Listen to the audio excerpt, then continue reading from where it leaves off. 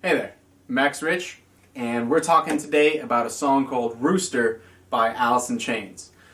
This was maybe, I think, the first chord progression I ever learned, and I couldn't even really play it at the time because when I first started, obviously, when everyone first starts, you can't do bar chords, so it was really difficult, but the good thing about this riff is that the bar chord only really happens in the very beginning.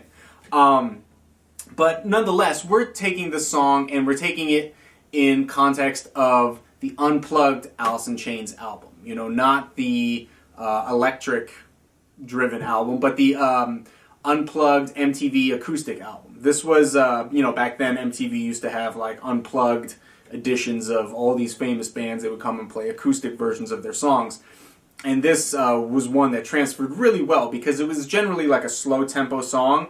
And it has, you can feel that it was written on an acoustic guitar, Maybe it wasn't recorded on one when they did the, full album, but you could tell that it was written on it because it has that really acoustic feel where you're using open strings. You're incorporating open strings with closed notes. For example, just the first little change, right? You're taking an F sharp major chord and just taking the bar off of the chord, and then you have like the inside portion of an F sharp chord with some open E and B strings, and it gives a really nice kind of color and almost like a suspended feel to the chord.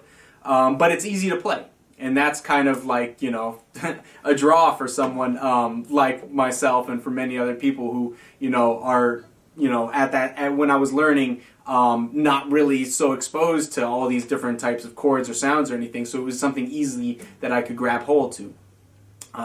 But the rest of the song follows in a similar vein. It gets a little trickier rhythmically, but nothing too crazy. And then you have the solo, this acoustic solo that's not wildly outlandish or anything. If you listen to the record, it's actually pretty tame, but it does some cool stuff with octaves. And some really cool like Jerry Cantrell's, he's the guitar player. So some of his little specialities, I guess you could say.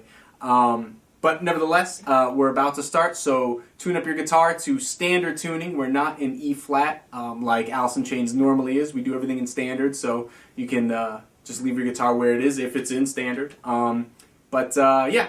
So here we go.